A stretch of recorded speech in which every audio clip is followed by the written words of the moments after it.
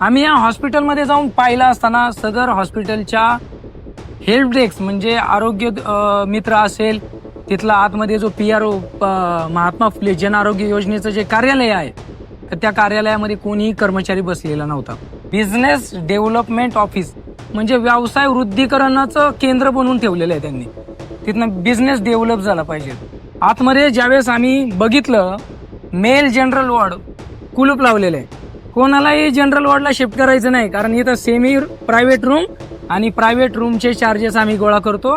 इथं जनरल वॉर्डला बिलकुल पेशंटला जागा नाही, कारण हे प्रायव्हेट रूम आहे. प्रायव्हेट रूम मध्ये नाही आलं, मला जायचं पण नाही त्याच्यात, कारण ते प्रायव्हेट नाही, हे जनरल नाही. त्याच्यावर प्रायव्हेट रूम लिहिलेलं आहे, सेमी प्रायव्हेट लिहिलेलं ना. मला प्रायव्हेट रूम नाही, मला जनरल वॉर्ड पाहिजे की जिथं जनरल वॉर्ड मध्ये पेशंटला नॉर्मल ट्रीटमेंट दिली जाते.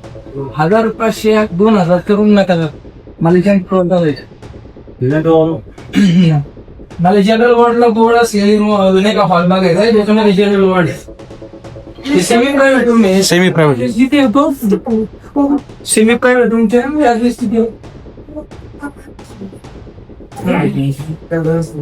जनरल वॉर्ड कुठे नाही. सेमी प्रायव्हेट म्हटलं सेमी प्रायव्हेट रूम आहे. जनरल वॉर्ड पाहिजे. General ward GENERAL ward. General ward काय कन्सेप्ट आहे की एखाद्या पेशंटला जी ICU मधनं ट्रीटमेंट झाल्यानंतर त्याला नॉर्मल वॉर्ड मध्ये शिफ्ट करण्याची जी प्रोव्हिजनचा वॉर्ड आहे तो जनरल वॉर्ड. बरोबर. तिथं स्पेशल रूमचे चार्जेस ऍप्लिकेबल होत नाही. इथे जनरल वॉर्ड तुमच्याकडे आहे का? आम्ही सेमी मध्ये जनरल आहे, सेमी मध्ये जनरल आहे करतात. रेकॉर्ड मध्ये कोण तुमचा रिस्पॉन्सिबल पर्सन हे स्टेटमेंट देईल का तुम्हीच दिलं तरी चालेल? जनरल वॉर्डला कुलूप लावलेलं आहे. या हॉस्पिटलमध्ये फिमेल जनरल वॉर्ड हा अस्तित्वातच नाही. म्हणजे इथं महिलांना सर्वसाधारण जे कक्ष आहे इथं उपलब्ध नाही. त्यानंतर शासकीय योजनेमधून ज्या रुग्णांसाठी ज्या खाटा या रुग्णालयामध्ये उपलब्ध असल्या पाहिजे त्या विभागाला सुद्धा इथं छानसं कुलूप लावलेलं आहे.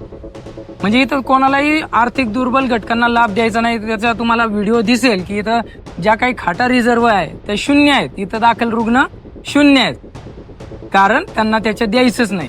ज्या प्रधानमंत्री IPF स्कीमच्या अंतर्गत ज्या रुग्णांचं वार्षिक उत्पन्न 1,80,000 रुपये पेक्षा कमी आहे, म्हणजे केशरी कार्डधारक आणि पिवळे रेशनिंग कार्डधारक यांना या रुग्णालयामध्ये मोफत उपचार दिले जाण्यासाठी ते पात्र आहेत. त्यांना कुठेही या योजनेबद्दलचा लाभ दिलेला आम्हाला प्रथम दर्शनी तरी दिसलेला नाही.